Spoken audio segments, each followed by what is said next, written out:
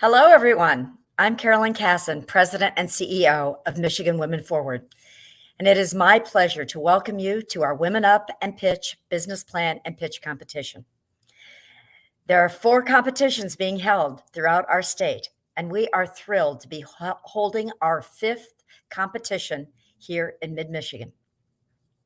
Yes, we're virtual this year, but that didn't stop almost 150 women across the state from submitting their 2-page business concept papers last October. With the help of an army of volunteer reviewers, we narrowed it down to 40 finalists, 9 of whom are going to be pitching to you tonight. But before we do that, I want to introduce to you a group of esteemed judges who are going to make all the really tough decisions tonight. First of all, I want you to meet Patricia Franklin Lindsay. When you're not judging pitch competitions, Patricia, what are you up to? You got to come off mute, Patricia. Hello, my name is Patricia Franklin Lindsay, and I'm with Huntington Bank. I'm their Vice President, Community Development Relationship Manager. Thanks. So glad you're here. Tony Willis is our next judge. Hey, good evening, Carolyn. Pleasure to be here. My name is Tony Willis. I'm the Chief Equity Development Officer here at the LEAP, the Lansing Economic Area Partnership. I'm thrilled to be a judge at this great competition, all the great work you do at MWF. Thank you. And our last judge, but not least, is Chris Wisniewski. Chris? Hello, thank you, Carolyn. Chris Wisniewski from Consumers Energy. I am Vice President of our Operations Performance Team and very excited and thrilled to be a part of the judge panel tonight. Well, thank you all so much for being here with us tonight and for doing this really, really difficult job of making tough choices. I think you're going to find it the hardest thing you've ever done. These judges, although, have already been hard at work, because they've been reviewing each finalist's 10-page business plan over the last few weeks, and that accounts for 60% of the total score. Tonight, they're going to hear the pitch, which accounts for 40% of the score. Now, each finalist is going to have 3 minutes and 3 minutes only to make their pitch, and then 5 minutes for the judges to ask some questions that they need answers to before they make their final decisions. Okay? Judges, you think you're ready? Ready. Let's get started. All right. Thanks so much, Carolyn. We're going to send her back. She'll watch all the pitches, and she'll join us a little bit later to present the awards, along with Carolyn Bloodworth from Consumers Energy Foundation, who's back with us again this week. So my name's Allie Drain. I will be basically your host MC for the evening, kind of facilitating everything. So welcome. We're so excited to have you. Just to quickly reiterate what Carolyn said, the finalists will have 3 minutes, exactly 3 minutes. And at this point, I'm going to bring in our esteemed timer, Laura Tomasi Miller. Hi, Laura. So Laura's our timekeeper. And at 3 minutes, she will cut them off. They can finish their sentence. Then they'll go into a 5-minute interaction with the judges where you can ask some questions that you had after reviewing their business plan and after hearing their pitch. So without further ado, we're going to get started with Erin Coffman with Coffman Show Clothing. Hi, Erin. How are you? Hi, I'm doing great. So happy to be here tonight. Well, we're thrilled to have you. We can see you and we can hear you. Looks great. Wonderful. So how this works, you have 3 minutes to pitch. Then you go into 5 minutes Q&A with the judges. Take a deep breath because you're kicking us off tonight. When you start talking, Laura will start timing. Good luck. The stage is yours. Thank you. My name is Erin Coffman and my business is Coffman Show Clothing, LLC. I am seeking $10,000 to expand my business into a full-time venture. Have you ever had the opportunity to wear a custom-made or one-of-a-kind garment? I'd like you to look at the dress form behind me here. This is a horsemanship shirt designed and created by me at Coffman Show Clothing. Now imagine this crystal-embellished outfit sparkling under arena lights, highlighting the skills of an accomplished woman on horseback. Each time I create a new piece of Western horse show apparel, I think about the woman who will wear it and the confidence it will give her in competitions. Coffman Show Clothing is an emerging brand in the Western horse show clothing industry with strong growth in the first 3 years.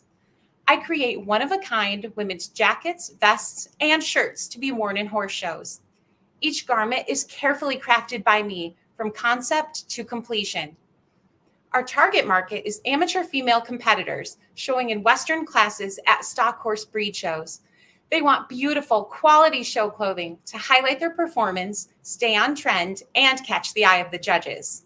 Spending $5,000 on one jacket is easy to do when shopping for show clothing, but my products bring the perfect customized fit within their budget. There are 3 competitive advantages of my products, and the first is quality. With a degree in apparel and textile design, 18 years of sewing experience, and a decade working in retail management, I know that quality is paramount to success for my brand. Garments need to stand up to the stress of the show arena and also hold their resale value. The second advantage is pricing. Showing horses is an expensive sport, and the women I outfit work so hard to stay competitive. My outfits are worthy of taking them to top-level shows while keeping them in their budget. The third advantage is customization. I work one-on-one with clients on custom orders, crafting a garment and experience tailored just for them. This positive experience leads to repeat customers and referrals. I started this business part-time in 2019 with sales just under $7,000, growing to over $24,000 in 2 years. By expanding to full-time hours in fall 2022, I can say yes to more custom order clients, develop my ready-to-wear collection, and triple my sales within 3 years. To support this progress, I need equipment upgrades, marketing materials and services, and to work with a professional pattern maker. Coffman Show Clothing is my passion, and I am ready to create the future of my brand. In closing, I am asking you for $10,000 to support the continued expansion of Coffman Show Clothing, LLC. Thank you. Thanks, Erin. We now have 5 minutes for questions from the judges.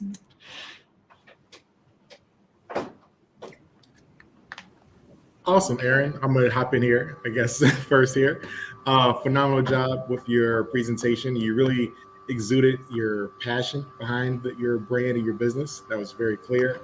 And your expertise, too, the 18 years in manufacturing. Tell me more about the garment itself. Will this be also like a performance garment as well as the style features? Is it Yes, ready, please? Absolutely. I make sure for my custom and my ready-to-wear garments that I use fabrics that are good for mobility. We use a lot of fabrics that are breathable. You're sometimes showing outside, sometimes showing your horse inside. So you want to make sure that there's a comfort factor in addition to it being tailored and highlighting the best assets of the rider. Perfect. Thank you. You're welcome. Erin, I also enjoyed reading through your proposal, and hearing it live was even more magical. My favorite were your top 3 qualities, and especially that emphasis around like being a personal designer. I thought that was fabulous. My question for you is, let's say your demand really just spikes. Talk me through how you'd have the agility to be able to answer that demand if it comes. Absolutely. Yeah, my first plan is to take this as far as I can go working as a single person in my business. And then my plan would be to bring on additional employees to work on the embellishing part of it. So hand sewing all of the large crystals, hand gluing and placing all of the individual small embellishments. Then I can still work with the customers on the design and creating the bases of the garments, and then have additional support in the finishing. Oh, that is wonderful. Thank you. You're welcome. And for the final question that I have for you here is, I understand by reading through your proposal, it could take up to 3 to 6 months or so to finish certain garments. Is that correct?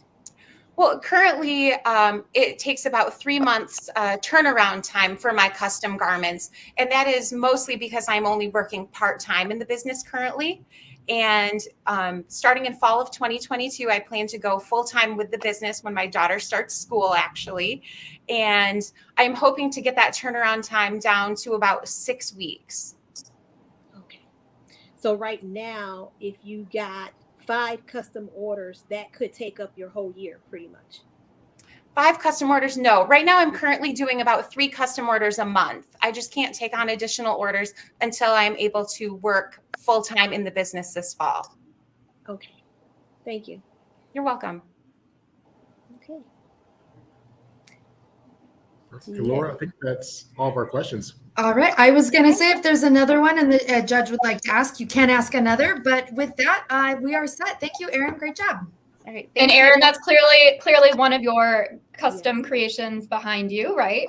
Yes, it is. This actually is a custom garment I created for my sister. So Oh, Lovely. that is beautiful. Yeah, glad you could show you. that off for us tonight. All right, well, Erin, great job. Way to kick us off. We'll see you a little bit later, okay? all right. Thank you. Thanks. Okay, so there you go, judges. You kind of get a feel for how things run, how it goes, okay?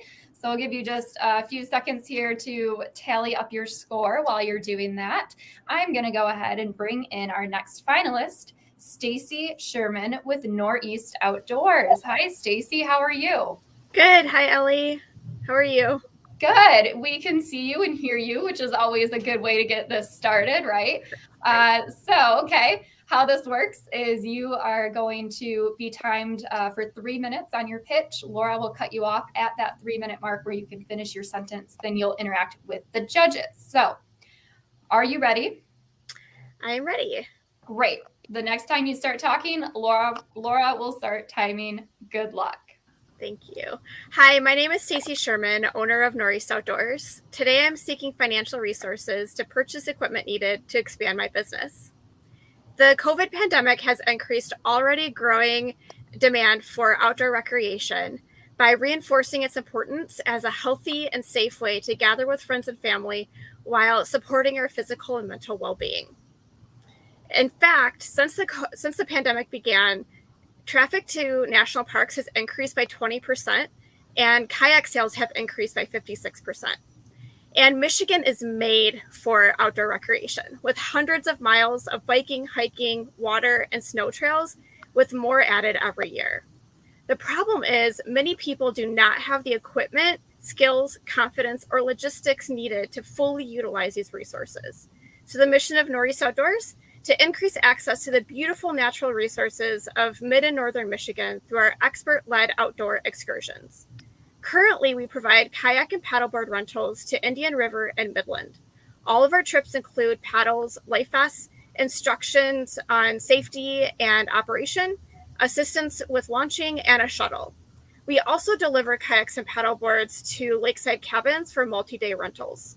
We do all the heavy lifting, so all our customers have to do is show up and relax on the lakes or river. But what really sets us apart is we are completely mobile. Customers sign up online or by phone, and we meet them at the designated location and provide their selected experience from there. Without the fixed overhead costs of a traditional brick and mortar business, we're not paying for employees or rent during our off-peak hours or season. And with our low overhead costs and mobility, my business model can easily be scaled to add new locations and experiences. In fact, this is my 3rd season in business, and I'm already adding my 3rd location. I'm also planning to add bicycle rentals this year. My revenue tripled from year 1 to year 2, and I plan on it doubling again this year to about $60,000. With a 60% profit margin, I'm able to pay myself and reinvest back into my business. The biggest barrier to my growth, however, is not having a physical space in the locations I serve to directly interact with potential customers, provide storage, and provide exposure. My solution is to bring a cargo trailer to each location, similar to like a food truck or food trailer, to give me a temporary physical space. So if I'm awarded the $10,000 prize, I will use the funds to purchase the equipment needed to support my expansion plans, as I've explained today and in my business plan. Thank you for your time and consideration. Thanks, Stacie. Go ahead. We have 5 minutes. Well, I guess I'll go first. Of course, I live in the Midland area, so I'm very familiar with that market. And I would love to see a kayak business go in that market. I think it would be great exposure at the state park because I'm there all the time. So you're going to be using that. That would be to buy a storage container, like one of the truck. What do they call it? The back end of a truck? I can't remember. Oh, yeah, like an ocean container. Yeah. Yes. Yeah, that was actually, and that's what's in my business plan. That was my original thought. But the more that I've been communicating with like the private business owners who I'd be using their property, it makes a lot more sense to do a cargo trailer for the mobility of it. You know, a container, I would have to pay a drayage company to bring it in, to bring it out. So even if the property owner wants to move it 5 feet down, I'd have to call somebody else versus a cargo trailer, which I can move myself. The other advantages, like if I need to use it to move my equipment, you know, put it somewhere else, it's just, there's a lot more versatility with it. So, and the price range is pretty similar. So I've moved my thought process over to a cargo trailer instead. Okay. And you mentioned the state park. Did you mean Bay City State Park? The Bay City State Park. Yeah, yes. That's actually my 3rd location. I'm super excited about that this year. Another question here for you, Stacie, and I'd love to see the growth that you had over year 2 to year 3 in that space. Can you talk more about how, why do you assume the doubling of revenue again for year 2? Gives more detail of the assumptions and the projections. Absolutely. 2 reasons, primarily. One is my 3rd location at the Bay City State Park, which I anticipate will have at least the same revenue as my previous locations. And so my first location was Indian River, and that I opened mid-season, actually July 1st of 2020. So right in the middle of COVID, I did about $10,000 in sales that year. Last year, was my 2nd year, I opened my 2nd location in Midland. My sales in Indian River increased to about a little over 15,000, and my sales in Midland were a little over 15,000. So I anticipate that my sales in Bay City should be at least that much. I'm also planning on hiring this year, and that will help a lot with that strain capacity. My limitation last year was not demand at all. I had to turn people away all season. It was just me operating in Midland, and I had one person operating in Indian River. And so this year I'll be hiring to provide support. I also purchased more inventory already, so I'll have the people and the kayaks to handle more demand. So between adding that 3rd location and having more capacity, I expect to at least hit that $60,000 number.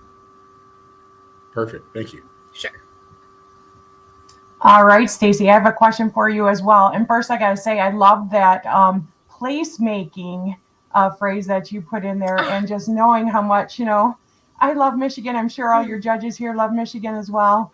And my question comes around, as you speak about expanding into different locations, talk about or share about how you're planning to standardize that process so that you keep the quality and make that effortless experience a wonderful one as you grow through your different locations.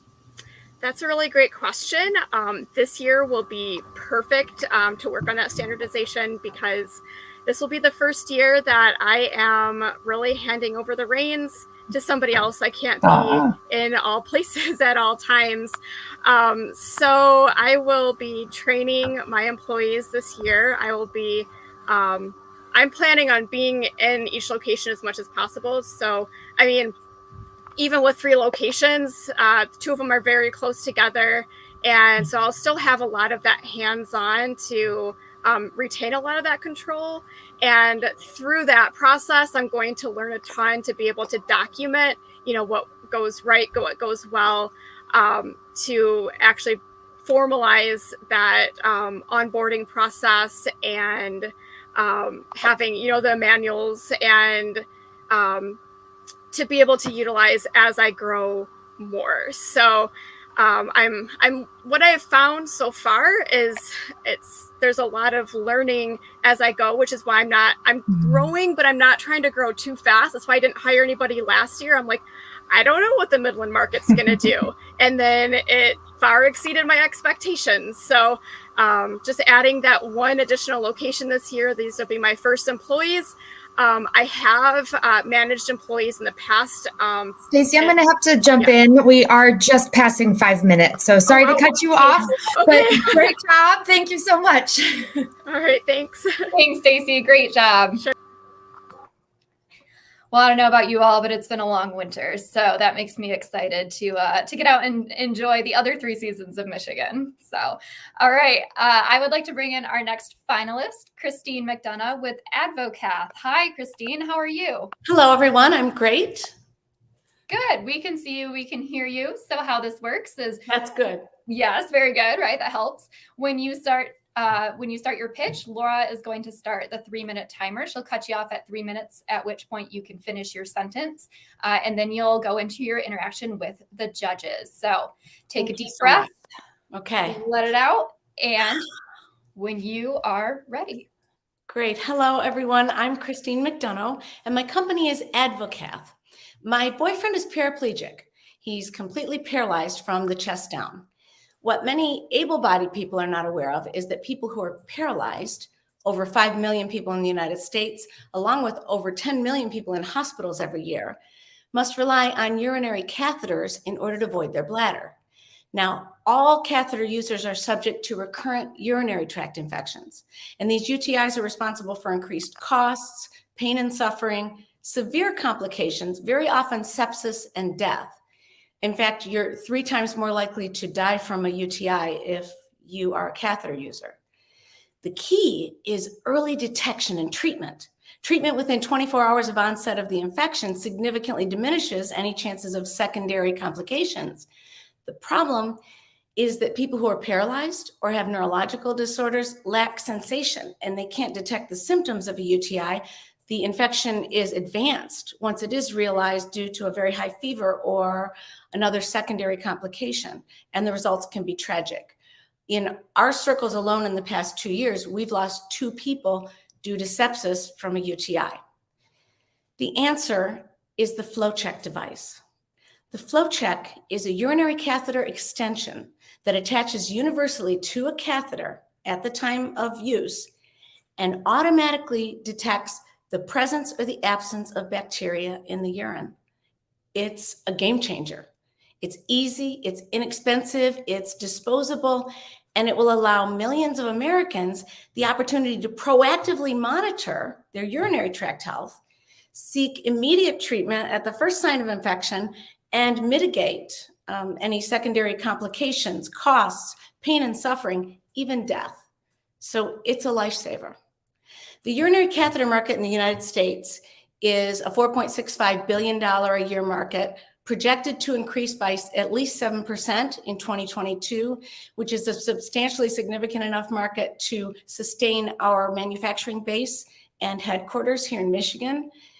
And we here at AdvoCath in the past 2 years, with all personal funding, have a patent pending.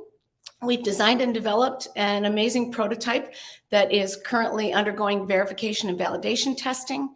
We are in talks with 2 of our advisors who are medical doctors at the University of Michigan to implement a clinical study to show the bettering of health outcomes with the institution of this device. And we are currently asking and seeking $10,000 so that we can file for our FDA 510K regulatory. We need to get this FlowCheck into the hands of those who need it. You can be a part of that life-saving process by awarding us the first place today. Thank you so much for your time, and I'll answer any questions that you might have. Hey, I'm going to jump in on this one if I can, Christine. I have to say you touched my heart right out of the gate with your inspiration. for this innovation here. And I can share even more so. I have a young one, my youngest son, who has cerebral palsy and has that some of that sensation issue. Yeah. My question for you is, the pricing model looks very favorable, but my question is really around, would this be something that you're partnering with insurance companies to be able to support on behalf, of your client base or your customers that would be purchasing?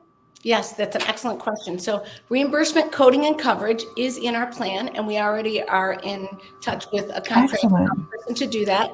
It's very important for us. My business partner is paraplegic, and he's also almost family. He's my boyfriend. So all of our circles are people who deal with these cost issues on a daily basis. Especially in Michigan, we've come across some severe problems with insurance recently. And it's very important to us that not only are these covered, but that they're affordable. We will also be working with the Reed Foundation to distribute these particular flow check devices to anyone who is unable through insurance or otherwise to afford them, because it's not something someone should have to do without. This is a quality of life issue. And we're really, our mission is to better the health outcomes of people with disabilities and to provide a way for them to help themselves do that. So it's very important. Thank you so much. Awesome. I thought that it was a great idea when I read your business plan. My question that I have for you is, right now, it's in a prototype, correct? So Yes. It hasn't been patented or anything. So how far away is it from being able to go to market? Okay, so we do have a patent pending with this device, and we have an amazing IP team that's done great work on that. We are about to file for our FDA clearance for the device, but we need to have our final testing done. We believe that our milestone is to be in production with automation and large-scale production by June of 2023, but we're starting immediately our small batch manufacturing, hopefully with a small company on the west side of Michigan called Rose Medical. And we're going to do all of our small batch manufacturing from them. So we will have product in our hands within 6 months. Okay, great. Did I answer all of your questions, Patricia? Oh, of course. Okay, good. Thank you. And once again, Christine, we loved your executive summary, your business plan. And I echo what Chris said, your financial model, I can see this being a very worthwhile venture, not only doing a lot of positive and good, but also very lucrative in that side as well, which is business all about as well. With that in mind here, have you done interviews yet with nurses, doctors, practitioners in this space and understanding getting the product into the hands and the market, your customer or your business-to-business model yet? Yes, that's an excellent question. So we've worked with 3 urologists, and 2 of the doctors that we're working with that are advisors on our team are doctors at the University of Michigan. One of them is a spinal cord injury doc, and he also works in physical medicine and rehab for people who have sustained life-sustaining injuries or other neurological injuries such as a stroke, etc. And he's also on the board of urology at the University of Michigan. So these doctors are, right now we're in talks with them about vetting exactly the best space to start to implement this. Our clinical study would be in a hospital setting, monitoring people who are with indwelling catheters, monitoring every 24 hours that flow so that we can see right away if there's a problem. Currently, protocol for checking for a UTI for someone in a hospital setting, for instance, would be only to do a sterile urine draw when someone's exhibiting one or more symptoms. So a very high fever already, or blood in the urine already. We'd like to catch it earlier than that because that's our best chance of fighting those diseases. So we believe we have several areas to enter into. Our advisors are going to help us to hit the beachhead market on that best. Awesome. Thank you for that. Perfect. Thank That is you. 5 minutes exactly. Great job. Thank you. Thank you so much, everyone. Thank you. Great job, Christine. Thank you. We'll see you later. All right. That was Christine McDunnough with AdvoCath. Next, I would like to bring in our finalist who is pitching, Denise Kay with Ensipired Solutions. Hi, Denise. How are you? I'm doing well. Thanks, everybody, for all the time you're putting in tonight. Yeah, they have. As a reminder, they've reviewed 10-page business plans for everyone already, and now they get to hear the pitch. So kind of the finale. Very exciting. All right, Denise, how this works is when you start talking, Laura will start the 3-minute timer. She'll cut you off at 3 minutes. You can finish your sentence, then you'll go into your interaction with the judges. So when you are ready, you can start your pitch. Excellent. Thank you for your time tonight. My name is Denise. I am the CEO of Ensipired Solutions. I have a PhD in environmental toxicology, and my co-founder, Meng, has a PhD in chemical engineering and an MBA. Together, we have about 35 years experience in solving environmental problems. Meng and I started Ensipired Solutions with a passion to solve one of the most pressing water contamination issues worldwide. We are commercializing a piece of equipment that will destroy the contaminant PFAS in water. We'll be using a patented chemistry that has already won US EPA awards. So then the question is, what are PFAS? PFAS are per and polyfluoroalkyl substances that are a class of chemicals that have been used for over 60 years in firefighting foams and really common household products. Unfortunately, we now understand that PFAS are toxic, and they are in our environment and they are in our water.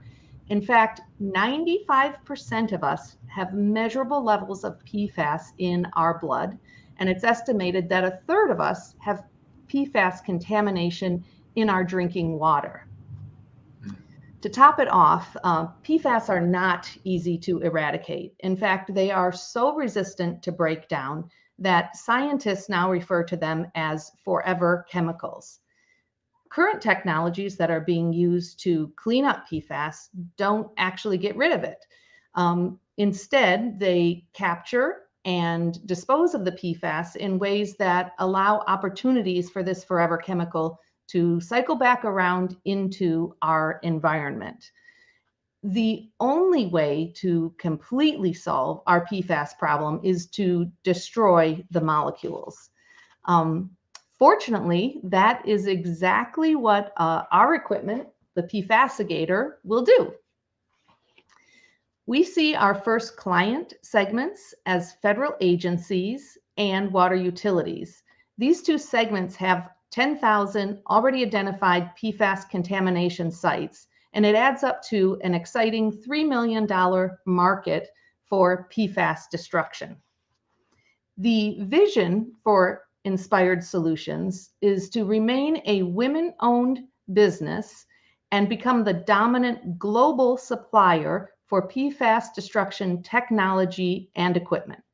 We are on track for this, beginning with a PFASigator field demonstration this year, and we've already booked over $300,000 of work. So we will use the WomanUp Pitch prize money to expand our team with a focus on women interested in STEM and entrepreneurship to help us fulfill our current work commitments and rapidly commercialize. Thank you so much for what you've done to volunteer to support women-owned businesses in Michigan. Can I answer any questions? Yeah, absolutely. I'll hop in here. Got a nice rotation, fellow judges. And so I loved your executive summary here, Denise, and you and your team definitely have the experience. I want to ask, knowing that you're the PFASigator, is it compatible with our water treatment plants standardized across different municipalities, different groups? And would your technology, is it compatible with all or most or few? Can you give more insight about that? Certainly. We are looking at specializing in the niche of PFAS destruction. So at a water municipality, you are correct, they will require other treatment processes to meet the criteria for release as drinking water. And the PFASigator will be designed to have common hookup abilities, but the equipment and the processes that occur before the PFASigator may vary, and that's acceptable and part of our design. Some places use reverse osmosis, some places use filtration, some places will be moving into what is now called foam fractionation to concentrate the PFAS before we destroy it. Gotcha. Thank you for that clarification or that additional understanding insight. Sure. And I would just like to say that, I read over your business plan, and I agree. I feel that you have the knowledge to do what you're doing. I wish it made more sense to me, but as long as the water is clear and clean, I'm good. Yep. We all wish that that was just something we could expect without having to think about. Denise, I have a question for you as well. So, first I want to say congratulations on the grant connections there that you've been successful with. And when I think about, you speaking about commercialization as you move along, share how you're thinking about how the process efficiency will work as you get into that production environment, as well as making sure you're keeping your quality and defects and, just that ultimate end outcome at a high level. Yeah, I agree that this is really important, especially when it comes to, drinking water facilities. One thing we're doing right now is we've formed two different partnerships. One is with a company that manufactures water treatment equipment. So they have a familiarity and a whole manufacturing facility, so that we're lining them up to be able to do our manufacturing. And a second company that has connections, they are a water treatment company. Again, they put together multiple pieces of equipment. We would be one of them, and they are already part of the distribution chain to municipalities and other places that need treatment. In terms of quality, it's exceedingly important to have the equipment certified by what's called NSF, the National Sanitation Foundation, so that water coming out of the equipment is drinkable. We won't have to hit that criteria. Water that comes into our system will have already been rejected from the drinkable stream, pre-concentrated with PFAS, and then we'll be working on the destruction. But we'll be working with established manufacturers to make sure we hit our quality needs. Excellent. Thank you. Thank you for sharing. Mm-hmm. Great. Thank you, Denise. Great job. Thank you, Excellent. Denise. Great. Thanks for your time. We'll see you later. I think one of the coolest things about entrepreneurship is you can have any interest and turn that, or area of expertise, and turn that into a business, which I just think is great, and love telling that to the younger generation. No matter what you're good at, no matter what you want to do, you can be an entrepreneur. Up next, we have Eli Zemper with Curiouser Clay. Hi, Eli. How are you? I'm doing great. How are you? Doing well. All right. Well, you have some slides for us, so I'm going to go ahead and put those on the screen. All right. How this works is when you start your pitch, Laura starts the 3-minute timer. She'll cut you off at 3 minutes. You can finish your sentence, and then you'll interact with the judges. So you are going to round us out for our first category of finalists. Take a deep breath, and when you are ready, you may start. I want to show you something. I made this little green pinch pot when I was 4 years old. Remember when you were 4? Like my daughter Ruby, you used to make art like this too. Some of you still do. Remember how good that felt? What you knew then is that making something with your hands is a powerful tool for happiness. Without being conscious of it, making that pot connected you and me and Ruby to generations reaching back thousands of years. My name is Eli Zemper. I'm the owner of Curiouser Clay. For 26 years as a certified teacher and 30 years as an artist, I've used clay and other creative learning materials to help people make connections. Because my rural community, Chelsea, does not currently have an art center, I'm seeking $10,000 to build an outdoor classroom to provide creative space for people in Chelsea and the surrounding districts to connect and create. Currently, Chelsea residents who want to take art classes have two options.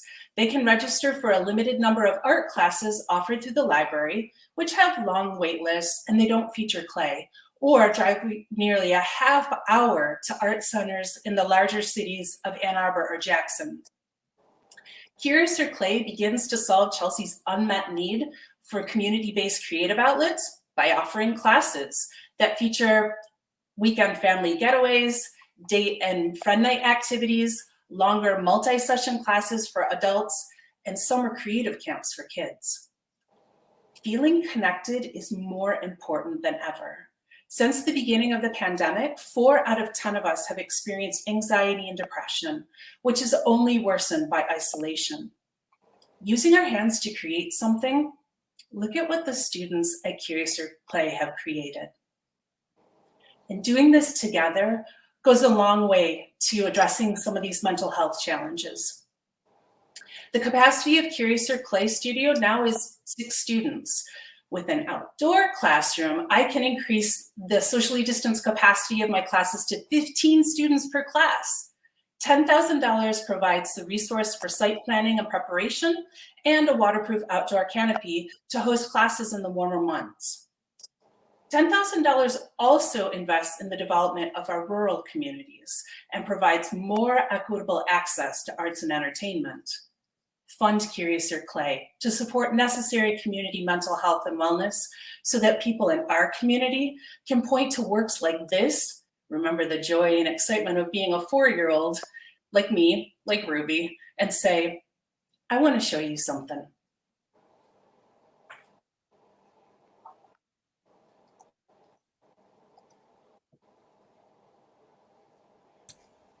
Great, thank you. We have 5 minutes for questions. Perfect. Well, I will start off. My question, it was not really a question, but it's a comment. I really like the way that you tied doing the clay into the mental wellness part, because I do feel that that can actually add value. Absolutely. And in fact, during the pandemic, more and more people are seeking these kind of experiential classes in order to do that, to feel that connection and to feel that happiness, honestly, the joy. I have a question here too. Great presentation. Your use of slides is very well connecting the story there to our younger selves in that realm. So that was a comment, but the question here to you, you mentioned the rural community in this space, and I think this is a great product for that. Can you give more insight about the outreach, knowing the rural community and the variance of distance and the connectivity? How do you plan to engage that way? For sure. So right now, the outdoor classroom is really important for people who can come to the studio, but also we have a really large retirement community in Chelsea. So part of the business plan also is to do outreach by having the mobile clay mobile to go and do stuff on site with folks and then bring it back to the studio to fire it. So there are the senior folks who I think would like, I would love to do it, right? To make clay and all of that, right? And then there are other places too, school children and groups like that can benefit from that kind of outreach. Perfect. Thank you. All right. So I love the Claymobile, and can certainly even see that coming to a work team affinity building event, perhaps. Yes. So great idea there. But the question I have is kind of similar to what Tony shared, just a little twist, if I could add on, like, if you could share what that demand, the supply demand looks like for, as far as like what's in my mind are wait lists, or if you've done like focus groups maybe out on Facebook, like the community groups on Facebook, just to see what that demand really looks like and that underserved opportunity. For sure. One of the metrics that I've been looking at is our local library offers creative courses. They always are full. They always have wait lists. And so then I was thinking, well, maybe that's just like, maybe the district library just has really excellent programming and that's full up. But then I checked, so there is a play studio that is about 20 minutes from me called Jurist. And they offer classes that are also waitlisted. If you look at the Ann Arbor Arts Center, which again is, a half hour from here, their classes, as soon as they post, are full. So they have date night things, they have family, a similar kind of model, but they are full quickly. And I think some of that has to do with just where we are, right? Some of it is because things have been socially distanced. So I think that the capacity is smaller because we're social distancing. So there are less people per class. But I think also people are just craving connection. Like they really just, it's fun to get together with your friends and make stuff. And then afterwards be like, look at what I did, right? Or later on, like when you're using that stuff, you're like, hey, remember when we made this, right? So it takes you back to that experience. So the thing is cool that you're making, but the secret in the sauce, I think, is that it's really the experience that you have when you're making it.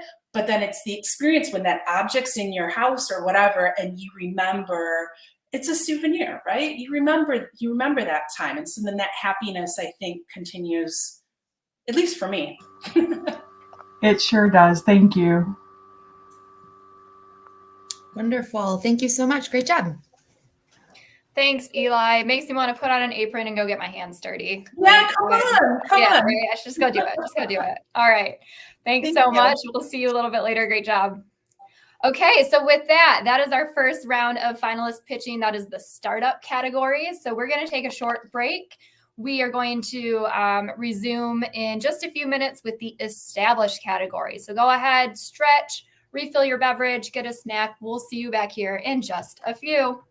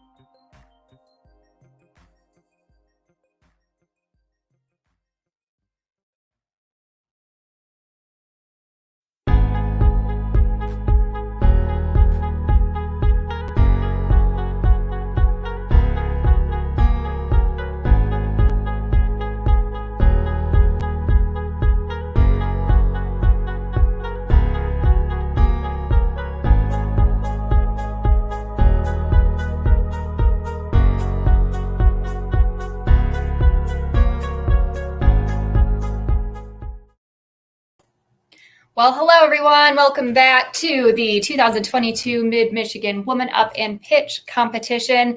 My name is Ellie Drain with Michigan Women Forward. So excited you're here. If you're just joining us after the break, welcome. We already got through the first round of startup pitches. Now we are moving into the established category. Now, a question we get a lot is, when can I vote for my favorite finalists? Because we know you, the audience, are here supporting them, excited to hear them pitch.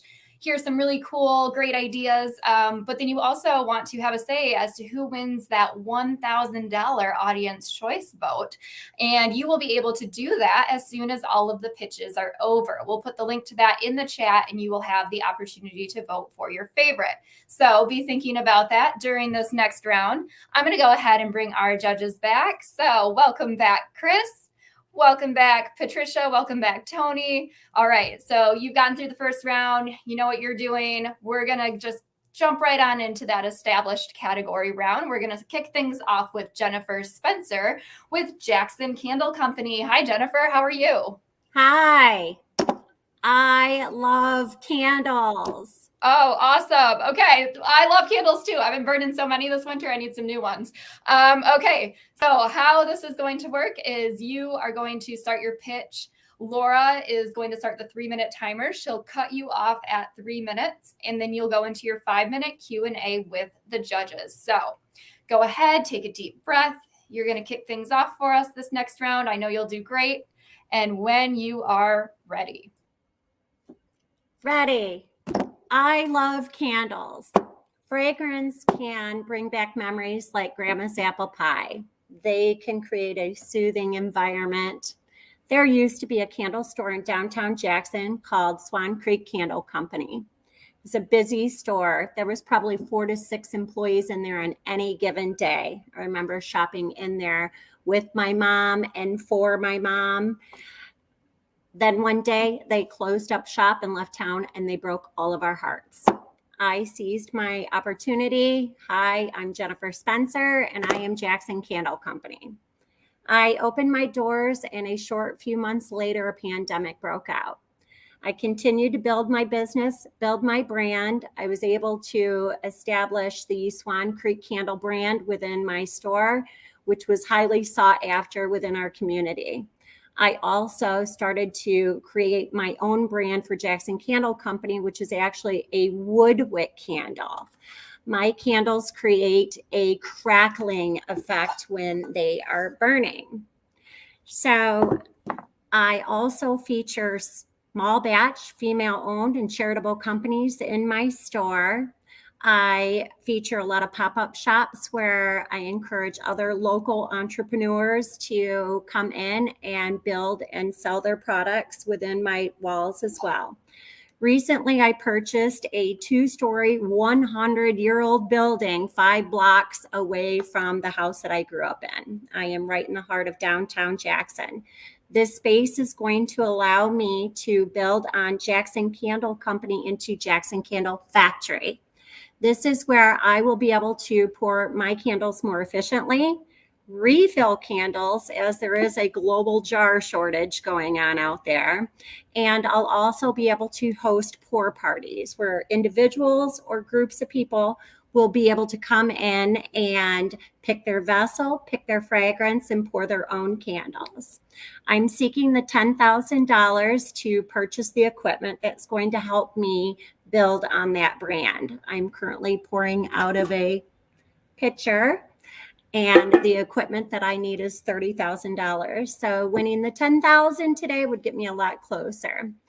I am right in the community that I grew up in. I've watched it grow, and I'm excited to be a part of it. I'm excited to see all the entrepreneurs here succeed, and I am grateful for this opportunity. So thank you for your consideration today. Great, thank you. 5 minutes for questions from the judges. Yeah, I'll start off here. Great job, Jennifer. Your enthusiasm. I love candles. So does my wife and my mom, and the whole family loves candles. So with that being stated, and also great job filling a gap in your community and being intentional with using your space to help other entrepreneurs in that realm. Talk to me more about when you talk the self-poured candles that you have. part of your business model here.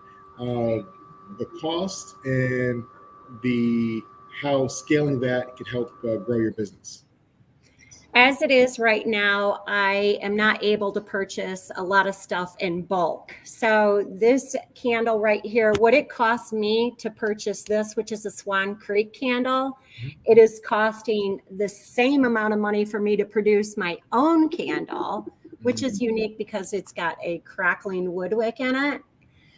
When I am going to be able to purchase with the equipment, it's going to be more efficient. Right now, I am pouring my wax out, measuring it. I am pouring out my fragrances and everything by hand on a scale on a counter, basically pretty small town.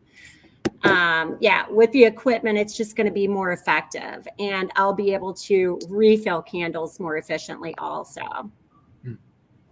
I hope that made sense. That makes sense. That's perfect. And one more additional question. I didn't even know refilling candles was a thing. So is that another potential business model part of your? Absolutely. In fact, it's kind of a huge one. There's a global jar shortage during the pandemic. So people trying to get mason jars and things of that nature. Now, Swan Creek, when they used to be downtown, they used to offer that option. They would refill your candle jars for you.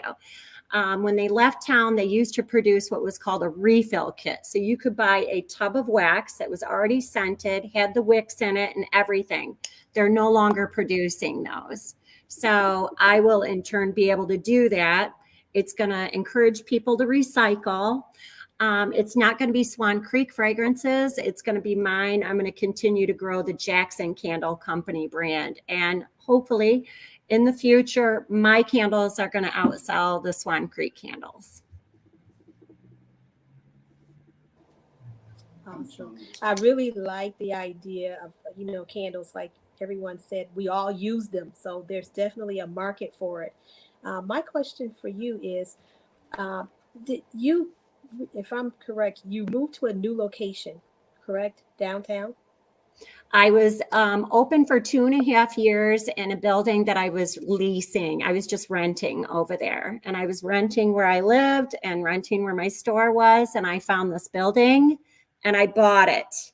So, and I got everything that comes along with a 100-year-old building. And, but this community is amazing. And like I said, I'm 5 blocks from the house I grew up in.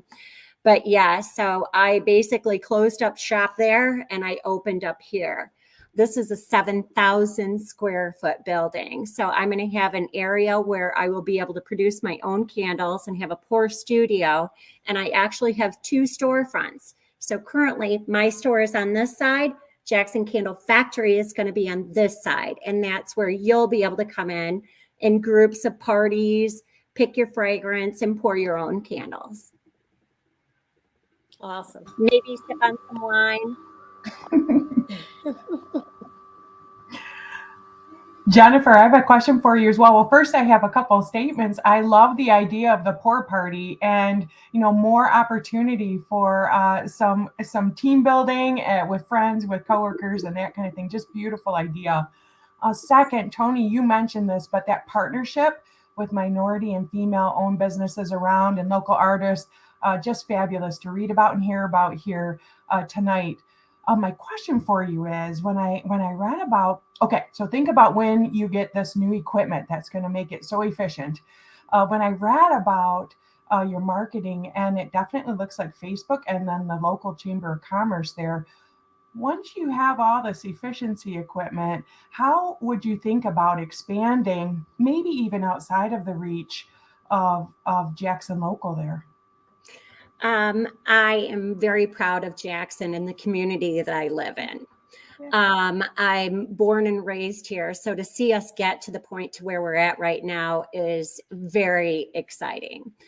I've already reached out to try to build my website. I've got a great core support group that I've worked with the SBDC, with the Chamber, with the local Michigan tribe and people of that nature that are connecting me. But I've already started to research what it's going to take for me to ship out, to build my brand so that people will be inquiring for the Jackson Candle Company candles that are locally made.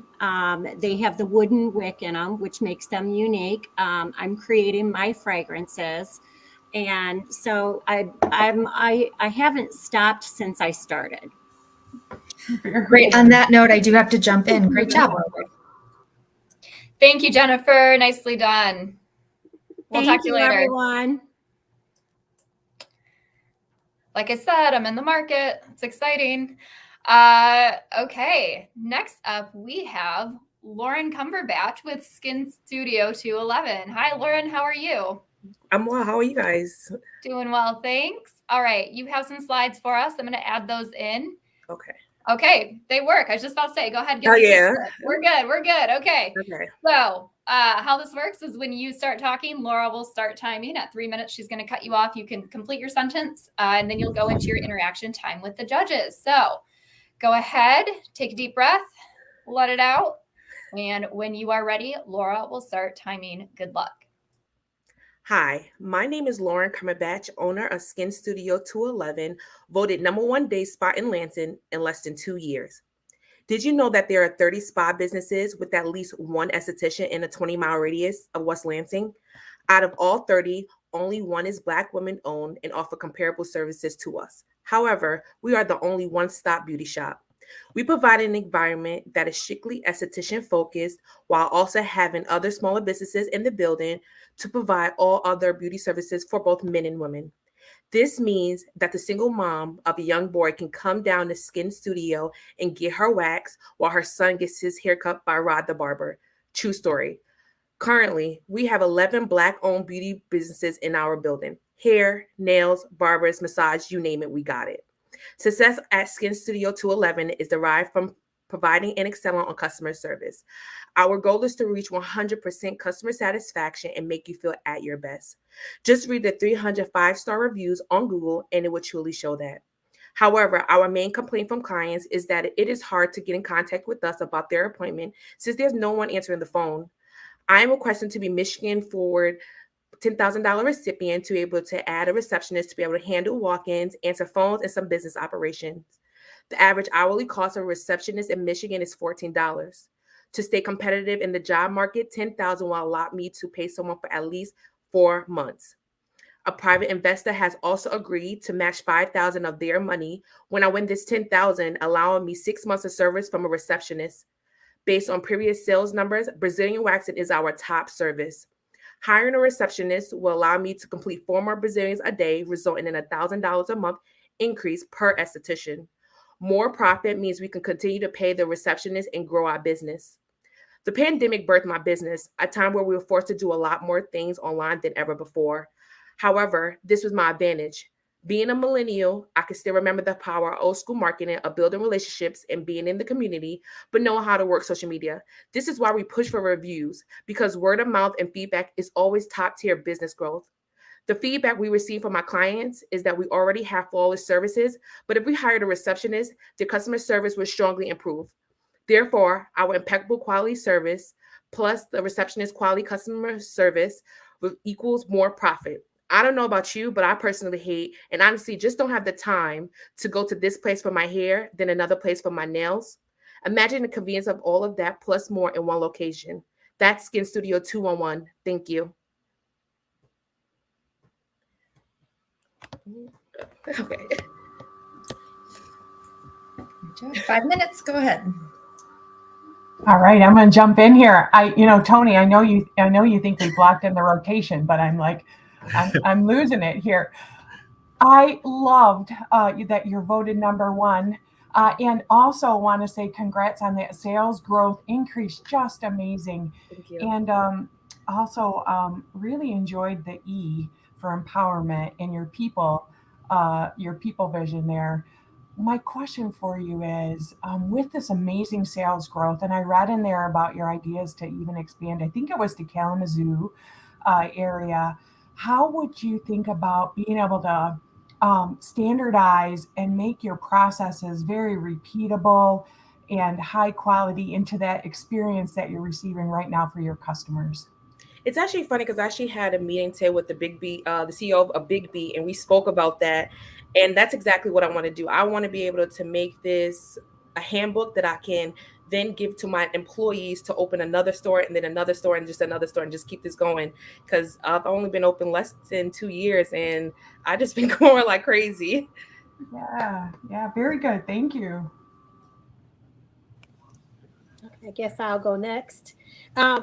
I love the idea. I can't wait to come there and get my eyes, lashes, and everything else done. I feel like I could use a makeover.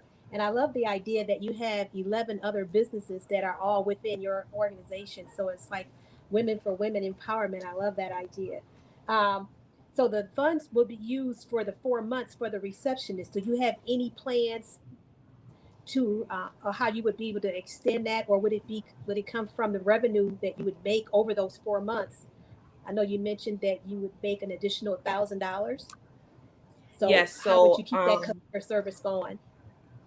So when I win the 10,000, I have a private investor who would invest another 5, so that's 15. That gives me at least 6 months, and then calculating my numbers, I will have $1,000 increase, and that's just minimum, and that's only for one service. We provide quite a lot of services, so just having more free time, we will probably have way more than $1,000 a month increase. So then now those profit would now be able to go back into paying the rest of the month. So I will be able to use the increase to be able to just pay for the rest of the year. Great job, Lorin, showing your passion and energy behind this. Your business is phenomenal. Learned a lot more about it in that space as well. And I think it's a great use of funds for the receptionist it only streamlines your efficiencies, right? And it allows you and your team to do more where your expertise are. And you do a great job showing your expertise in your executive summary as well, you and your teammate. Question for you here. When I just thought about this, I think, or a question in opportunity, I didn't know that there was like a barber service within Skin Studio. So I think even using that receptionist help with your marketing to say those possibly more male suited services in that realm to be highlighted in that space as well. I think there's more opportunity for growth for you in that realm. Yes, I want to use a receptionist for all of the businesses if possible. I'll probably end up just starting with one business so she can get the hang of it, or he can get the hang of it, and then be able to help the entire space. That would be ideal. Perfect. And then I do have, I don't know, you guys saw my last slide, there is a coupon code to come check us out. I know you said, Patricia, you want to come check us out. So it's MWF25. It saves $25 off all services with anybody in Skin Studio. Wonderful. Thank you so much, Lorin. Great job. Great job. Great job, Lorin. Thank you so much. Love what she said about being a millennial and understanding that like word of mouth is still probably the best way to advertise. Yet she also leverages social media. So it's something, I'm a millennial as well, so I can appreciate that. All right. Next up, we have Misty Pleiness with HorseLinc. Hi, Misty. How are you? Hi, everyone. Great. How are you? Great. Well, we can see you and we can hear you, so that's always good. How this works is when you start your pitch, Laura will start her 3-minute timer, and when time is called, you can finish your sentence. Then you'll go into your 5-minute Q&A with the judges. So when you start talking next, Laura will start the timer, and good luck. Can I just ask, can you see my slides? Oh, so sorry. There we go. Okay. Yes, we got them in. Now we can see them. Okay. So let's try that again. When you start, Laura starts the timer. Okay. Good luck. Thank you. Hi, my name is Misty Pleiness, and I'm the founder and CEO of HorseLinc, an app for the horse industry like an Airbnb or Uber that connects service providers with the horse owners and trainers. I've owned horses since I saved up my stall cleaning money at 11 years old to buy my first horse. After a frustrating 3-hour wait for a check to get paid for braiding a horse at a horse show in 2017, the idea for HorseLinc was born on that 6-hour drive home. I learned how to braid when I was 17 to help pay my way to the national championships that year, and continued to braid through college to pay for my education to become a CPA. The horse industry in the United States is a $50 billion horse industry, and that's less than 20% of the global market. This includes services such as veterinarians, farriers, braiders, chiropractors, trainers, and grooms. These services are being offered by an aging population of service providers, with the average age of a farrier being 57 years old. The younger generation coming in behind these baby boomers hates the amount of paperwork involved, and the generic software solutions available, such as QuickBooks, don't help with the complexities of the horse industry. That's why HorseLinc is poised to disrupt this greater than $50 billion industry. The horse industry is complex in that the person paying for the service is rarely there when the service is rendered. A horse has on average 12 different service providers, and they all get paid in a different way. The braider might staple an envelope to the stall door. The farrier might leave a paper invoice in your trunk way at the barn. The vet will invariably email me an invoice that ends up in my junk folder every time. HorseLinc is a platform to address all of this and more in a consistent manner right from your phone. HorseLinc grows through the network effect. Farriers alone work with on average 119 different horse owners in any given year. When one barn manager signs on, they pay their 12 service providers through HorseLinc. And then those 12 service providers get their other customers to use HorseLinc, and it spreads through the network quickly. In December of 2019, we went live with the large version 2 upgrade to HorseLinc. Since then, we've seen average quarter-over-quarter percentage increases, double-digit increases in downloads, user accounts, gross revenue, and average revenue per customer. We're continuously working to improve HorseLinc with additional features and potential new revenue streams. We're asking for $10,000 to help with the development and marketing costs for those additional features. Thank you very much for your time today, and looking forward to your questions. Great job. 5 minutes for questions. Yeah, I'll hop in here. Great job, Misty, on your presentation there. Nice layout slides as well. Question for you: knowing that this app is servicing both the service providers for the horses and the owner of the horses, knowing that there are so many different service providers you mentioned, is there a specific one of those that you think will have the most ability for you to disperse your message and the app to the biggest population? Would you start with the veterinarians, or which group would you go for, and why? Great question. We've been working on that in our marketing techniques, but I'm going to say the trainers, because honestly, the trainers, they're billing. So they actually sit on kind of both sides of that coin. So they're billing out for their services, riding and training and boarding, but they're also the ones that are kind of managing the vets and the farriers and everybody and getting their people to pay their bills through there.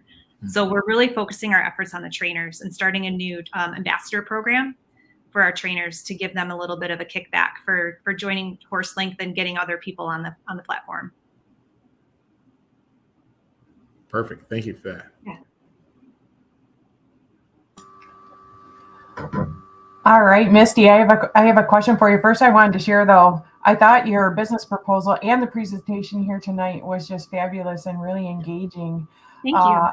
And I learned a heck of a lot about horses, so that helped me out a little bit. My question for you, okay, when I was looking at the financial pro forma there, my eyes got linked up on the liabilities over there on the balance sheet. And I was just wondering if you could, without giving too much detail or, insider secrets or anything going on there, can you help me share how I should think about like that, the assets versus liabilities on your balance sheet there? Right. So when you think about assets, I don't own a ton, right? So the assets are pretty light.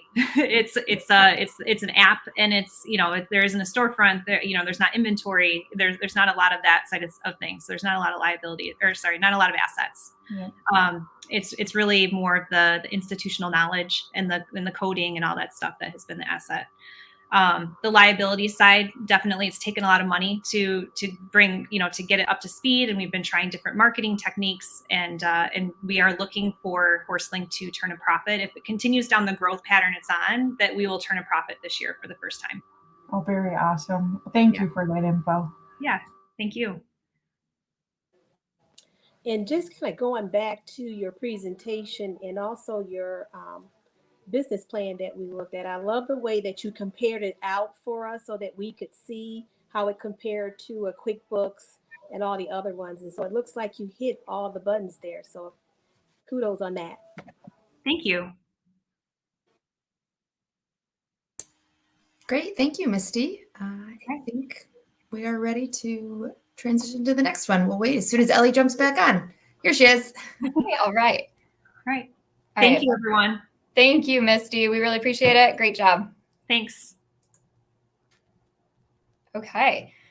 We are actually just waiting on our final finalist here. So judges, if you just want to go ahead and kind of tally up your results while we're waiting for her. Just going to make sure that she's getting in.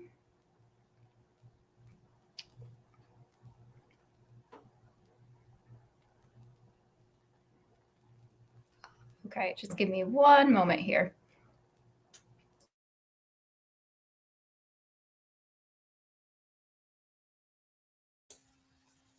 For those watching at home, you're seeing the real-time logistics that Ellie's managing. We have all of our entrepreneurs in a green room in the back on Zoom. So they are not watching each other pitch. They're only in for their own pitch. The judges and you, the viewers, are the only ones who get to see everything. So what Ellie's doing is bringing people over from Zoom and then sending them back to Zoom in and out. So shout out to Ellie for managing 9 entrepreneurs and everybody in between. Here she is, and all the technical difficulties that come with that. So bear with us. This is the final pitch of the evening that we're preparing for. So we've made it this far. After this last pitch is when the audience choice vote will be starting. So everyone at home, don't leave us just yet, because the fun part of the evening, the interactive part of the evening, I should say, is still to come right after our final pitch. So stick with us. And then we will also see some more messages from our sponsors, and there's more fun to come. So hang with us. And the judges just get a little extra time to double check their math on their scoring. And they will be sending that along. There's actually many people behind the scenes that you're not seeing today. We have our portfolio manager from Michigan Women Forward, who's the one, Kenneth Anene. He is collecting the scores from the judges as they send them off. And he'll be helping us calculate them. How are we doing, Ellie? Okay, we got her. Good. Woo! Good. Okay, cool. All right. So our final finalist of the evening and in the established category is Paula Paschal with Paschal Security Systems. Hi, Paula. How are you doing? I'm great. How are you? We're doing well, thanks. Good. Good. What's that? Oh, yeah, we got you now. We're good. Okay. So how this works is you will give your 3-minute pitch. When you start, Laura will start the timer, and she's going to cut you off right at 3 minutes. You can finish your sentence, and then we'll go into the Q&A with the judges. So next time you start talking, Laura will start timing. When you are ready, go ahead. Good luck. Okay.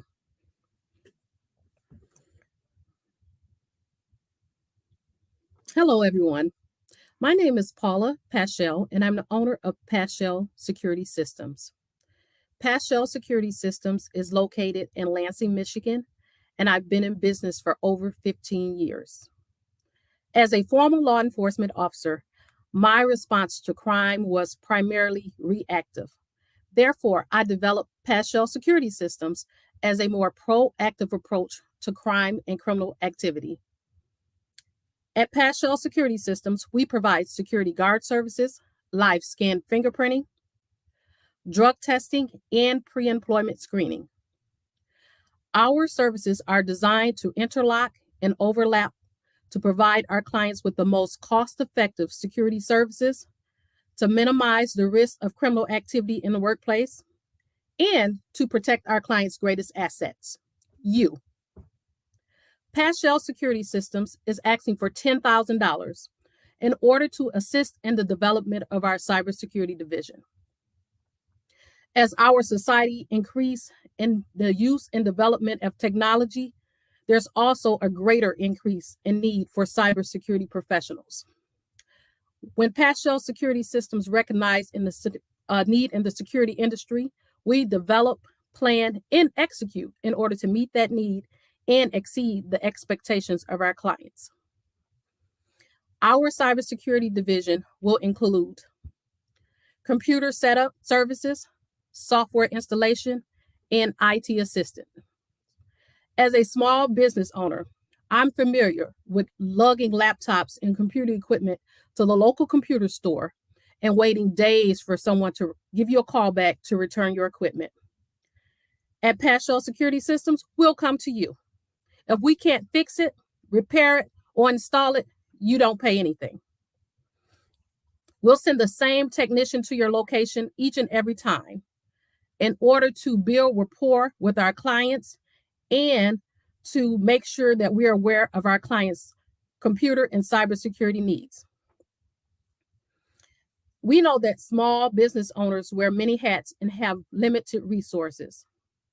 So in order to relieve some of that stress for the small business owner, we'll provide free resources, tip, and education on cybersecurity. So if you're part of the baby boomers generation, or you're just not that computer savvy, or you just don't have the time or patience to set up your computer equipment, Paschal Security Systems is the solution. Thank you. Thanks, Paula. 5 minutes for questions.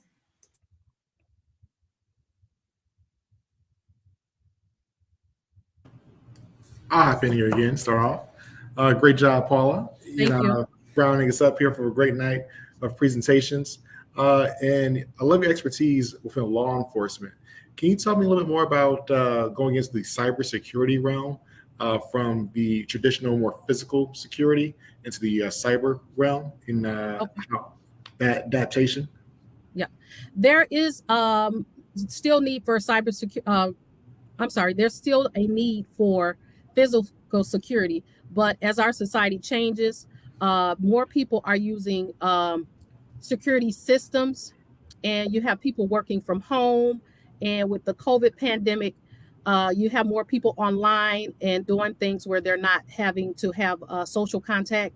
So our society is changing where there is more need for cybersecurity professionals and just cybersecurity education, period.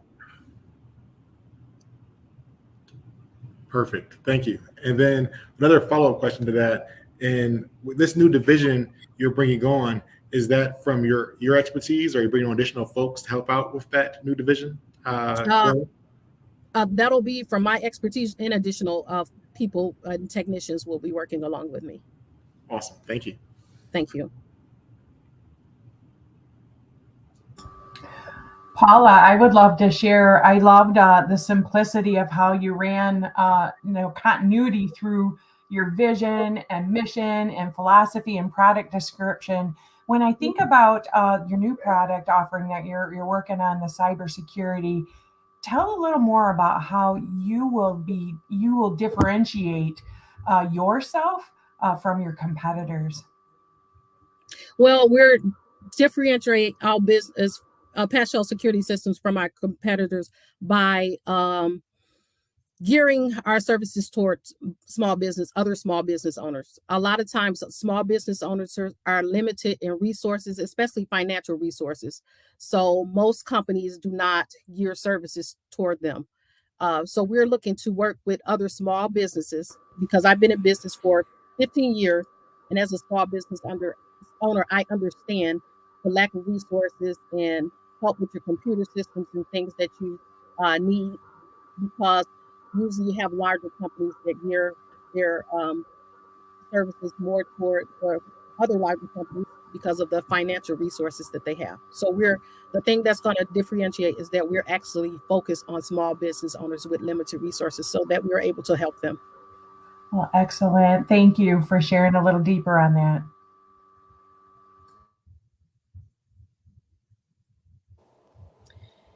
And from looking at your business plan, I noticed that you were going to be able to go door to door within the 25-mile radius.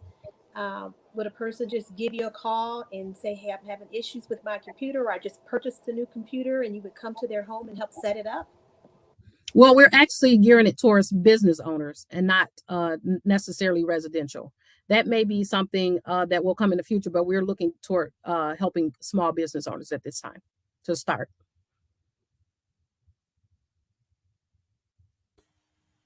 Great. Thanks for that, Paula. Great job. Thank you. Thank you, Paula. Wonderful job. We'll Yep, talk to you thank you later. all. Yep, have a great day. You too.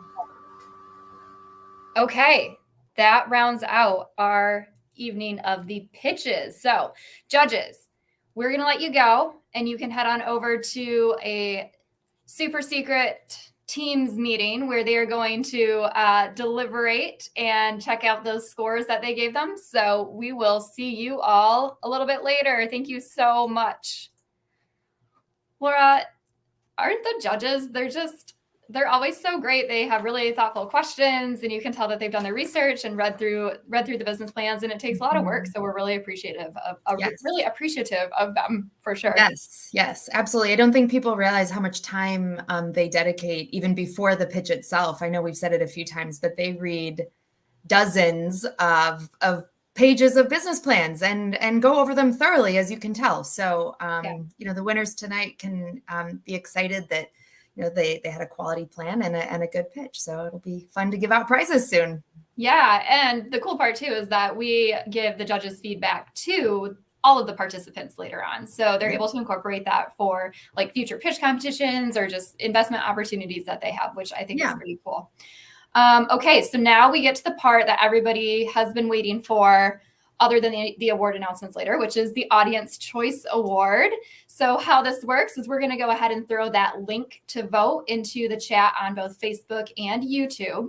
Okay. And shout out to Rochelle, our marketing and communications coordinator, who is pretty new here at MWF. We're really excited to have her. She's been working hard on the chats tonight, making sure you all have all of the information for all of the finalists, their website, their social media handles, and you can find out all about their really great products and services that they've pitched tonight. So with that link, go ahead, click on it. It'll take you to a very short survey where we just ask for your name and your email to make sure you're not voting twice. And then you can go ahead and vote for your favorite pitch this evening. Laura, what does the winner of the Audience Choice Vote win this evening? The winner of the Audience Choice Vote gets $1,000. Yes. And the exciting thing about that, I was going to say that tell everybody about how they can win 2 prizes if they get the audience choice. I just about to say that. So quiz. Yeah. Can someone who wins first, second, or third in their category also win the audience choice vote? Yes. Yes. So somebody could potentially walk away with $11,000 tonight. Yes. That'd be it's happened, but yes, it's happened. But sometimes the audience favorite is not someone who wins another prize. So it is a wild card, and it's exciting to see who the audience picks. So yeah, that's the cool part, right? Mm-hmm. So again, go ahead, click the link in the chat on YouTube or in the comment section on YouTube and Facebook. Reminder, your votes this evening are for either Coffman Show Clothing, Northeast Outdoors, AdvoCath, Ensipired Solutions, Curious or Clay, Jackson Candle Company, Skin Studio 211, HorseLinc, and Paschal Security Systems. So go ahead, get your votes in. We're only going to leave it open for a little bit, so we'll give you a couple of minutes. While you're doing that, Laura, so you and I chatted a little bit about your position as a loan officer here last week. Mm-hmm. And as you said earlier, wanted to give a shout out to some people who are behind the scenes, who people aren't seeing, but who are very much involved, because to do this even virtually, it takes a whole team of people. And so we've got to give some credit where credit is due, but then also kind of talk to people about who they might interact with when they come to MWF. So while they're getting in their audience choice votes, which we are letting you do with that link reminder, tell me a little bit about, let's start with Tanisha Greer, who is over in our Zoom room this evening, hosting in there, and she does such a fantastic job with that. She's our neighborhood resource and intake coordinator. So tell us a little bit about what someone's first step might be with her.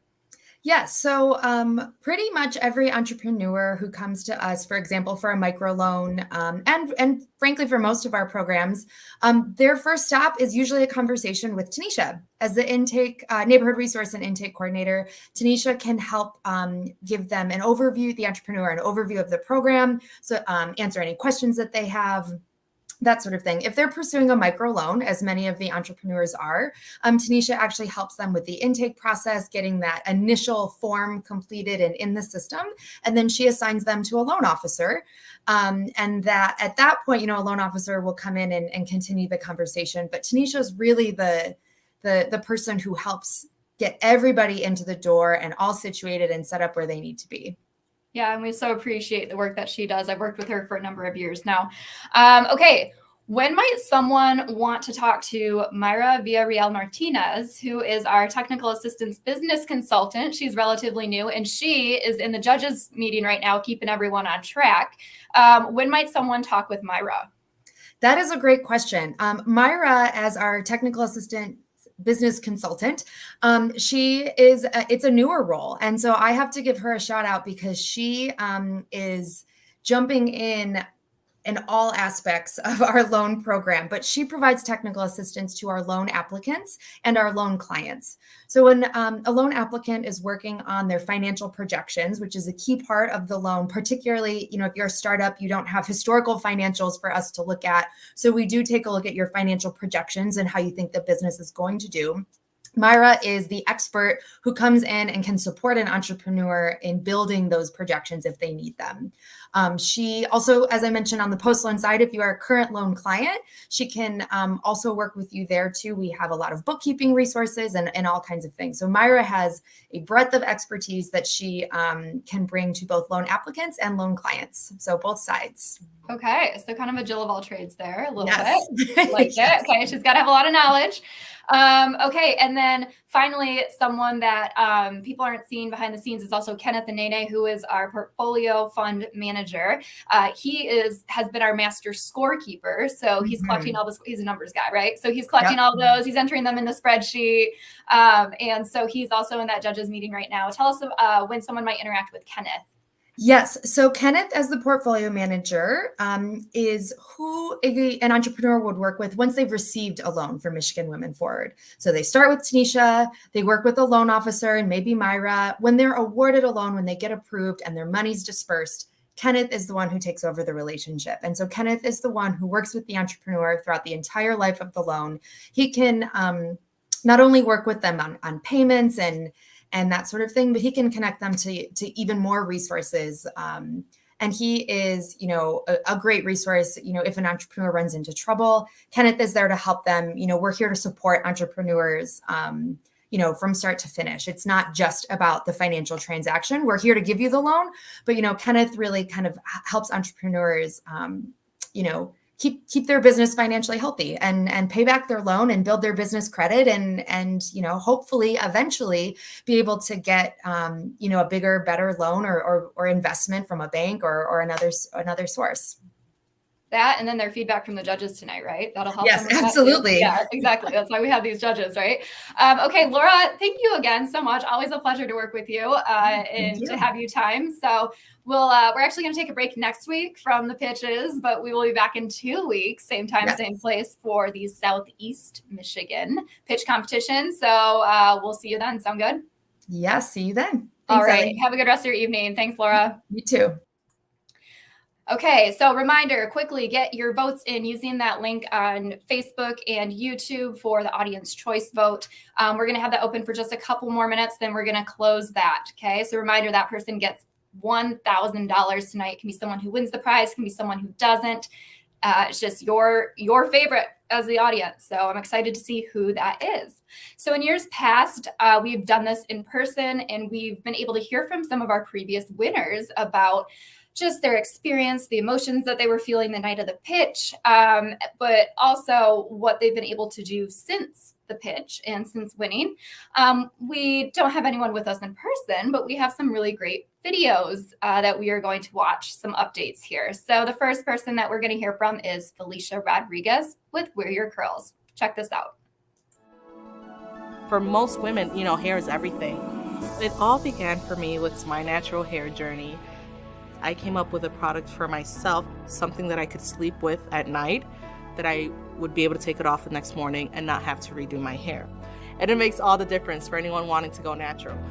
My mom got an email from Michigan Women Forward and, talked about this pitch competition for women-owned businesses. So when I finally got enough reminders, I said, you know what, let me just go for it. So I finally pitched. I felt like it was going to be really complicated. I had a business model canvas, but not an actual, pages with a legitimate business plan. So I think for me, that was the biggest thing where I had to sit down and force myself to do this, research everything, figure out where I was going. We all had a business coach or mentor.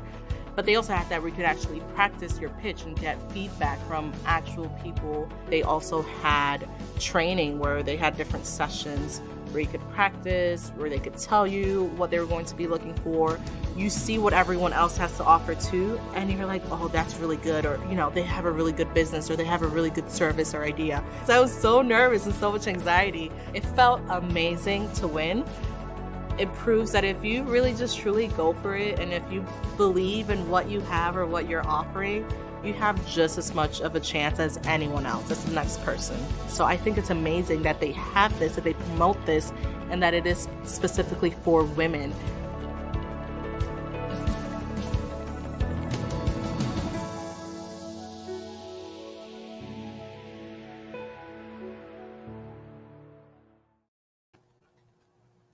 So that was Felicia Rodriguez, who was the winner of the in the West Michigan pitch competition last year, giving us a little bit of an update.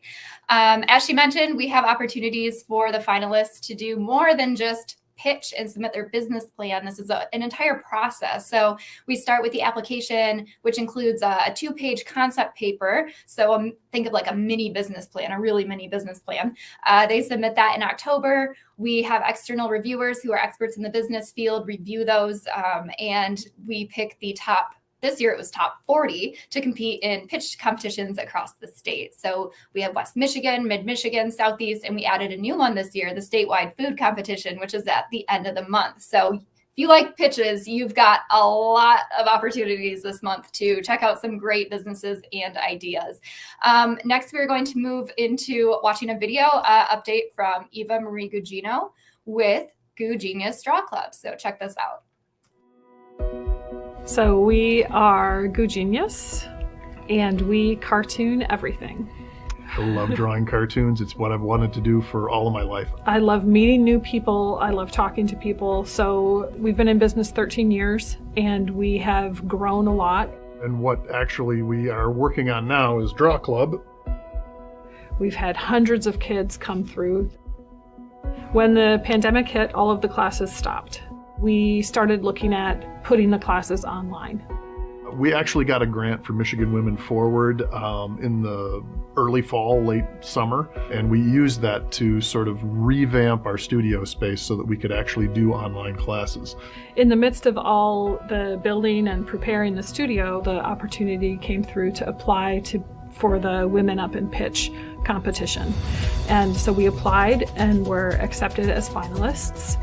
I have always been the background person in our business, but this one had to be me. And so part of the WomanUp and Pitch competition is that they offer a seminar on how to pitch. We had several Zoom calls to go over our business plan, for me to practice our pitch. I truly went into the pitch competition night feeling like I'm a winner. Whether I win any money or not, I have learned so much about being a businesswoman and how to really present my business. As we're sitting there waiting, and they announce the third place winner and they announce the second place winner. And so when they called my name, it was really shock. It was a confirmation that our idea is a good one.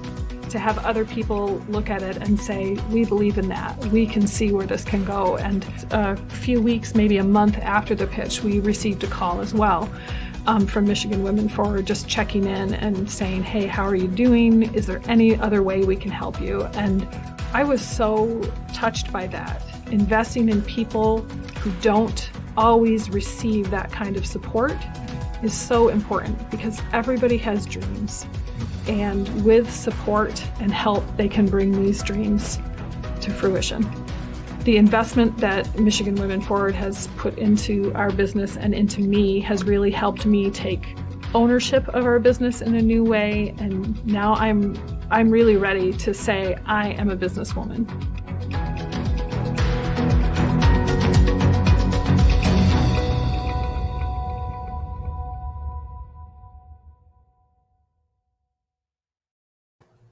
Love that last line. Eva Marie is a businesswoman, as are all of our contestants who pitched tonight. At this point, I would like to bring in our Chief Lending Officer, Alexis Dishman. Hi, Alexis. How are you? Good. How are you today, Ellie? I'm doing well. You know, the sun was out today. I hear we're supposed to get snow in Grand Rapids tonight, but it's only like an inch. It's supposed to disappear tomorrow. So then, you know, I'm one step closer to going on those kayak trips that Stacie's offering. Right. So we'll get there. Absolutely. But then I might have to just, you know, grab a couple more candles, keep myself warm this weekend. We'll see. So yeah, there were some great businesses tonight. You know, just some things that had me pretty excited. So absolutely. Well, thanks for being on with us. I'll let you go from here. All right. Good evening. None of this would be possible without our sponsor, Consumers Energy Foundation. Let's watch this video.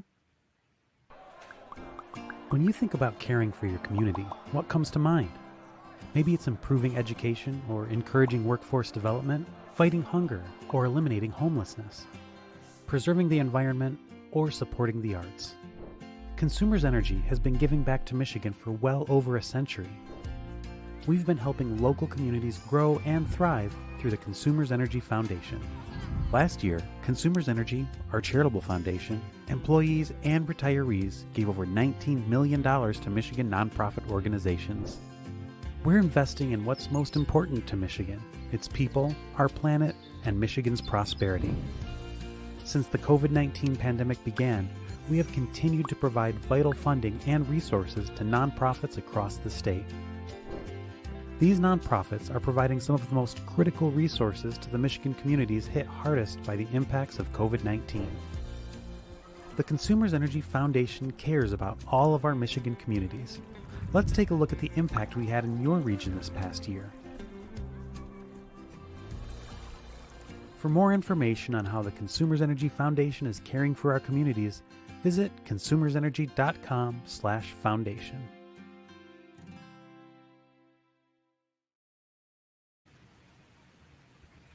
Here with us this evening is Carolyn Bloodworth, Secretary and Treasurer of the Consumers Energy Foundation, to say a few. Welcome, Carolyn. Did you enjoy the pitches? I know I did. Weren't they awesome? They were once again amazing. I am always blown away, Alexis. They do such a great job. Yeah, they absolutely do. They are. I just want to say, Alexis, we are so thrilled to be here with you this evening. And just to see the support that we provide through our grant making, it comes to life. And I have to give a big shout out to Chris Wisniewski, who served as a judge tonight. I know she's been looking forward to it. It's her first time, and I know she did a great job, and I can't wait to see what she and the other judges have decided. At Consumers Energy, we're dedicated to ensuring Michigan businesses and communities are growing and thriving. That includes creating opportunities for entrepreneurs who can bring critical new ideas to the table, like those of you we were fortunate to see tonight. These past few years have been a huge challenge for entrepreneurs and women and minorities in particular. And in the last few years, we've been so proud the Consumers Energy Foundation has provided $400,000 in support of Michigan Women Forward to help women and minority-owned businesses survive and thrive. And that funding was part of nearly $3 million we've awarded to support small businesses, women and minority-owned small businesses in particular. We know there will be more to do, and we're so grateful for all that Michigan Women Forward is doing on behalf of women-owned small business. As I've looked at our records, I'm so thrilled to say we've contributed more than $1.5 million to Michigan Women Forward, its women entrepreneurship initiative, and other vital programming. We really appreciate the opportunity to be here, and more importantly, for participating in today's event. I really enjoyed once again hearing the pitches, and I'm really excited to present today's winners. But before we virtually hand out prizes, I want to thank all of the finalists for sharing their vision and plans for growth.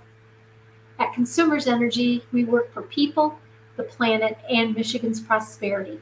And we know that small businesses are critical to a prosperous economy. So we thank everyone for their participation and for the pitches. Their hard work will take them a long way and is going to position our state well for many years to come. Thank you. Thank you again, Carolyn, for being here tonight and for always being a part of Michigan Women Forward and our work. And thank you, Consumers Energy Foundation. Without them, these competitions and so many other support services would not be possible. Thank you. At Michigan Women Forward, we work to accelerate women's entrepreneurship through providing access to capital, education, and mentorship to start and grow a successful business. Women in business receive just 7% of venture funds for their startups. This is a bleak number considering the growth of entrepreneurship in the United States. 57.4% of the SBA microloan programs went to women-owned led businesses. Through MWF's Women's Entrepreneurship Initiative, we work to eliminate barriers to business ownership and increase profitability and growth for women-owned businesses. Our goal is to make entrepreneurship less difficult so women have equal access at success. MWF's goal is to provide our entrepreneurs with collaborative opportunities to determine what resources will be best to assist them in building and growing their businesses. We offer a broad range of education options, including one-on-one meetings and workshops. At MWF, we are here to support women entrepreneurs at every stage of their business. We are focused on helping women create sustainable businesses that enable them to take care of their families and legacy of wealth. We recognize that even the most promising businesses, new or existing, have difficulty obtaining much needed capital. To help entrepreneurs, MWF offers funding resources to start, build, and grow successful businesses. Through MWF's microloan program, we are able to provide entrepreneurs with loans up to $50,000 regardless of the stage of their business. I proudly announce today that in January of 2022, MWF received certification from the U.S. Treasury Department as a community development financial institution. Many of you may be wondering, now what does that mean? The certification will enable MWF to expand its microloan program and technical assistance programs. At MWF, we believe that our support of entrepreneurs extends beyond capital, and that's why we took our learnings from the pandemic and developed innovative programs to support the sustainability of micro enterprises. One example of a new innovative program is our partnership with Best Practices Consulting in the city of Lansing to offer a 6-week program for entrepreneurs in the Lansing area that started a business as a result of COVID. These entrepreneurs developed business plans and budgets during the program to ensure that they had the tools necessary to expand and grow their businesses. To learn more about MWF's innovative programs, I encourage you to visit our website at www.miwf.org and subscribe to our newsletter, WEI newsletter. Thank you and have a great evening. Thanks, Alexis. Thanks for getting on. I hope you enjoyed watching. Well, I know you did. You said you did. Oh, I did. It was great. It's been awesome. Thank you so much, Ellie, for all of your hard work. Juggling, making it happen. Hostess with the mostest. I know. We're like 5 minutes out, right? I'm like, all right. We're down 2 to go this month, but it's exciting. I love it. Absolutely. Would rather not be anywhere else but here on my Thursday. So here we are. Okay, we will let you go. Have a great night because we're ready to get to the winners announcements. Awesome. Yes. Okay, now the moment that we have all been waiting for. I'm going to pull Carolyn Bloodworth back in here with Consumers Energy Foundation and Carolyn Casson, President and CEO of MWF. Hello, Carolyn's. How are you both doing? Uh-oh, Carolyn, you're on mute. Oh, it's my turn. You're on mute. Yeah. You're on mute. She's excited. That's it. I'm telling you. Got me last time. You think you're exhausted. You should be in there with those judges who are making all these really serious decisions and doing such a great job at it. They were wonderful. And Carolyn, we can't thank you enough for all you do for entrepreneurs in this state. We wouldn't be doing this without you. So let's get going. I know everybody's like, quit talking, Carolyn. Okay. So here's the deal. to build the suspense a little bit, our audience choice winner is actually in our established group tonight. And so we're going to start with the startup group, okay? So I am going to go off screen. You know, I've got my drum roll, of course. So I'm going to let you both take it from here. All right. Well, for the third place in the startup, we have a $2,500 prize for Northeast Outdoors. Stacie, you there? Right here. Hi. Great. I'm telling you, it was down to the wire. I'm so glad you won. Congratulations. Congratulations. Thank you so much. Thank you. All right. So second place in the startup category, winning a $5,000 prize. Curious or Clay? Ellie? Thank you so much. I appreciate this so much. Thank you. Thank you. Well, you made a great impression. So you're lots of good success. We can't wait to come and play with you. So come and play. All right. Great. Okay. Wonderful. So, and first prize in the startup category will win $10,000. And that goes to Ensipired Solutions. Denise. Oh, Denise thank Kay? you. Thank you. Thank you. We can pay the rent. Thank you very much. And do great things. You All impressed right, all we of will. us. Thank Great. you. Congratulations. All right. Oh my gosh, that's Oh, exciting. no, now see, now I'm crying. Now That's exciting. Okay. So exciting. I know the reactions are always like, they're just so great. Okay, let me make sure we got everyone we need. Okay, we're missing one.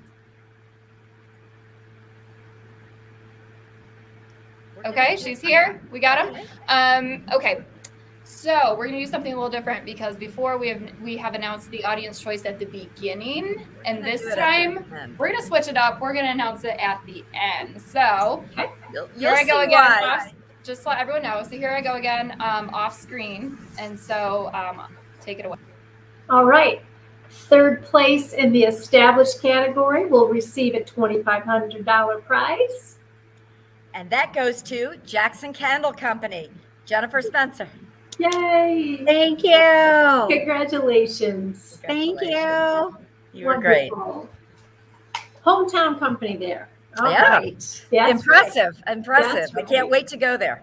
Me too. So, second place in the established category, $5,000 prize. Goes to HorseLinc. Misty. Yay. Thank you so much. Congratulations. Good. Thank you. Congratulations. Congratulations. Wonderful. Oh my gosh. How I exciting. know. I know. Okay. First prize, established category, $10,000. All right. Goes to Skin Studio. Oh, really? Yes. Lorin, you did such a great job. You were the unanimous first choice. That was great. You. Yeah. Congratulations. Congratulations. Thank you. So don't go away, Lorin, because the audience choice winner is also Skin Studio. Thank you. Woo! Oh my God, thank you. So is we're just waiting to come get our hair done. That's all. Or That's our right. hair done, That's right. And that MWF discount too, right? Yep, you had us at the MWF discount. Yes.